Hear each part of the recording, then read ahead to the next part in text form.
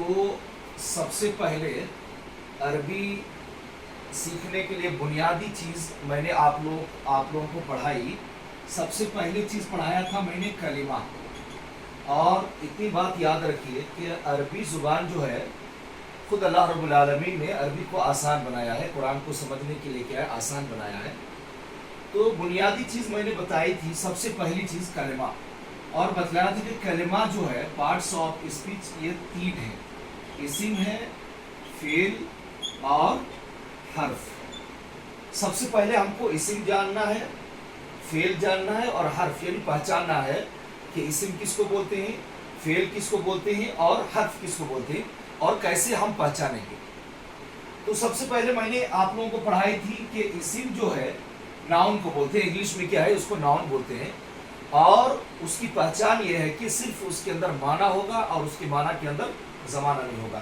سب سے بڑی پہچان اسم کی یہی ہے کہ اس کے اندر معنی ہوگا اور معنی کے اندر زمانہ نہیں ہوگا. اسی طریقے سے اسم کو اور ہم طریقے سے پہچان سکتے ہیں کہ اس میں الف لام داخل ہوگا، ال داخل ہوگا. اگر ال داخل نہیں ہوا ہے تو اس میں تنوین آئے گا اس کے آخر میں. مثال کے طور پر کیا ہے؟ کتابن میں تنوین ہے، یہ تنوین بھی اسم کی پہچان ہے. اسی طریقے سے کیا ہے؟ گول تا آخر میں آئے گا، یہ مؤنث کی پہچان ہے اور اسم کی بھی کیا ہے؟ پہچان ہے. اس طریقے سے حروف جارہ کی بات آئے گا. تو بہت سارے اسم کی کیا ہے؟ پہچان ہے، جس سے ہم کو معلوم پڑ جائے گا کہ یہ کیا ہے؟ اسم. فعل انگلش میں ورب کو بولتے ہیں. فعل کے اندر کیا ہے کہ معنی بھی ہوگا اور اس کے معنی کے اندر زمانہ بھی ہوگا. یعنی کام کو بولتے ہیں فعل، کہ ہو چکا ہے یا ہو رہا ہے یا تو ہوگا.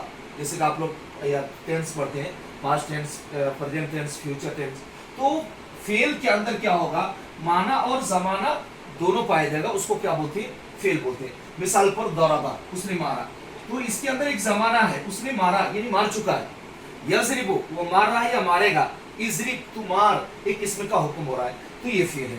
اور حرف بولتے ہیں کہ حرف کا کوئی معنی نہیں ہوتا ہے جب تک کہ یا تو اس کے معنی کو ہم نہیں سمجھ پاتے ہیں، جب تک کہ وہ فعل کے ساتھ استعمال نہ ہو یا تو اسم کے ساتھ استعمال نہ ہو.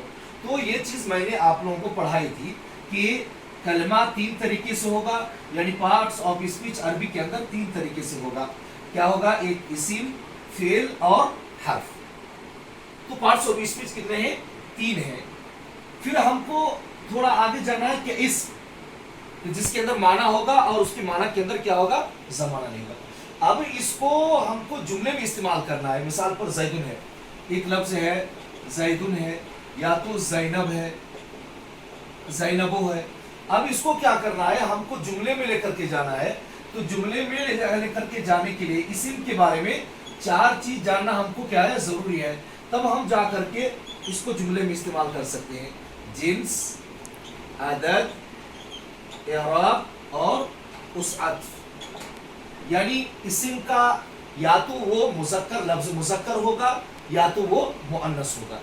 اسی طریقے سے اس کے بارے میں عدد، یعنی یا تو وہ لفظ کیا ہوگا؟ واحد ہوگا، تو اس کے لیے واحد لائیں گے. اگر مثنیٰ ہے تو اس کے لیے مثنیٰ لائیں گے. اگر وہ جمع ہے تو اس کے لیے جمع لائیں گے. یعنی اس کے اسم کو، لفظ اسم کو سینٹینس میں، جملے میں استعمال کرنے کے لیے جنس جاننا ضروری ہے، عدد جاننا ضروری ہے. اسی طریقے سے وسعت، یعنی معرفہ نکرہ، کہ وہ لفظ کیا ہے؟ معرفہ ہے یا نکرہ ہے، یہ جاننا ضروری ہے. اور اس کا اعرابی حالت، یعنی اس کا اعرابی حالت کیا ہے؟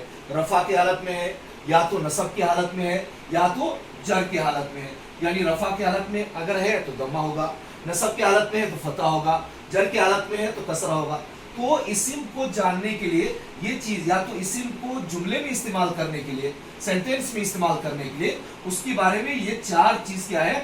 تفصیل کے ساتھ جاننا ضروری ہے. اسم یا مذکر ہے یا مؤنث ہے، یہ وہ لفظ جو ہے، اسم کا لفظ ہے، یہ واحد ہے یا تثنیہ ہے یا جمع ہے. اس کا اعرابی حالت کیا ہے؟ یعنی کس حالت میں ہے؟ وہ فاعل بن رہا ہے، مبتدا بن رہا ہے، خبر بن رہا ہے یا تو موصوف بن رہا ہے، صفت بن رہا ہے. یعنی اس کی حالت جاننا ہے کہ وہ کس حالت میں آ رہا ہے. اس طریقے سے وسعت جاننا ضروری ہے کہ وہ لفظ کیا ہے؟ معرفہ ہے یا نکرہ ہے. سمجھ میں آ گیا؟